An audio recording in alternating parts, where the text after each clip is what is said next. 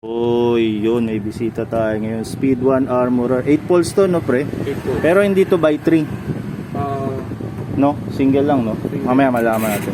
Ano sobrang hina. Kabibili niya lang to kahapon. Oh. Malakas pa yung max on stroke dito. Mahal to. Magkano to?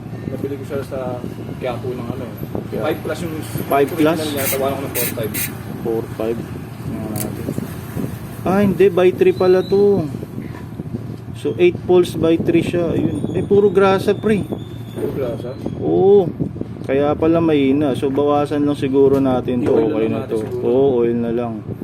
Inaghalo niya, ayun, no, may oil tsaka may grasa. So balak namin i-edit to. Papalitan ng power spring. Kaso sigurado yung kukulot yan sa dami ng engagement nito.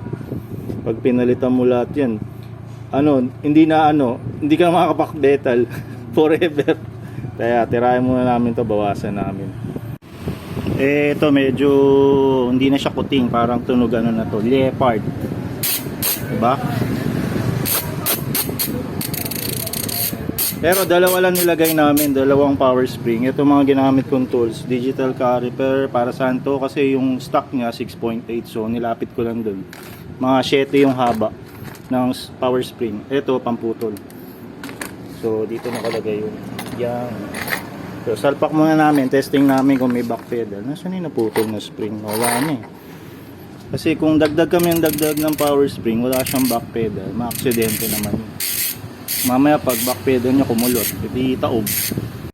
So ito na si Armorer na naka dalawang power spring tapos 6 na stock. Subukan natin. Testing mo, Bird.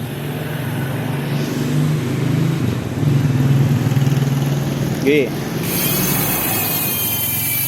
Medyo umingay na. Sayang di namin na videoan yung kanina pagdating niya. Talagang wala. Parang bagong panganak na kuting. Sobrang hina. Tapos to may back pedal pa to. Ayan walang kulot. So subukan namin 4. Ito na yung naka 4 na power spring tapos 4 na stock. Paikon nga, Burn. Okay. Okay, bitaw. Medyo lumakas siya pero hindi na ganun kalaki. Kasi pag 8 power spring baka hindi na umiikot yun. Kaya natin may kulot. Pa back pedal, Burn. Wala, kaya pa. Wala lang sa tono ng konti. Pero pwede na, lumakas na siya. Sayang di lang natin na video yung dumating ka. Talagang walang Armorer? Armorer. Speed 1 Armorer. Speed 1 Armorer.